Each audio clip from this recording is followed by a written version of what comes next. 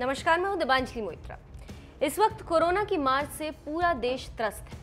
Corona से इतर अस्पतालों की बदहाली ने भी मरीजों के साथ साथ तीमारदारों का जीना दुश्वार कर रखा है। पूरे देश में हाहाकार मचा हुआ है। कोरोना की दूसरी लहर ने लगभग हर तबके को बहुत बुरी तरह से प्रभावित किया। कोरोना काल में राहत की बात यह है कि तमाम देशों ने भारत के कंधे से कंधा मिलाने का ऐलान किया।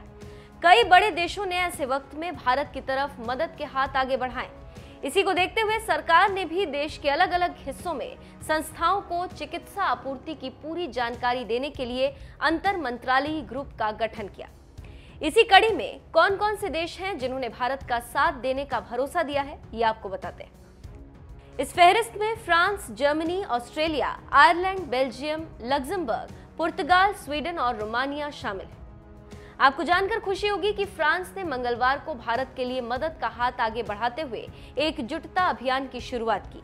इस अभियान के तहत फ्रांस भारत को ऑक्सीजन उत्पादन संयंत्र, वेंटिलेटर्स के साथ साथ बाकी जरूरी दवाइयां और सामान भी मुहैया कराएगा। इसकी घोषणा करते हुए फ्रांस के मंत्रालय ने कहा, कोविड-19 महामारी से बुरी तरह प्रभावित भारत के लोगों की मदद के लिए एकजुटता अभियान चला रहे। मंत्रालय के संकट और सहयोग केंद्र और भारत के दूतावास द्वारा चलाए गए इस अभियान के तहत इस हफ्ते के अंत तक हवा और समुद्री मार्ग से चिकित्सकीय सामान की आपूर्ति कर दी जाएगी। कौन कौन से देश कैसे कर रहे हैं मदद?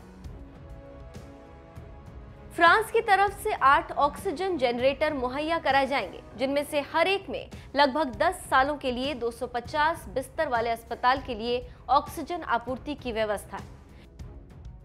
फ्रांस भारत में लगभग 28 वेंटिलेटर भी भेज रहा है। इतना ही नहीं, लिक्विड ऑक्सीजन वाले 5 कंटेनर भेजे जा रहे हैं, जो एक दिन में 10,000 मरीजों को ऑक्सीजन की पूर्ति करेंगे। फ्रांस के साथ साथ यूरोपीय संघ के कई सदस्य देश में कोरोना संक्रमण की इस लहर से निपटने में मदद कर रहे हैं। इसी कड़ी में इन देशों से ऑक्सीजन कंटेनर और वेंटिलेटर्स भेजे जाने का ऐलान किया गया।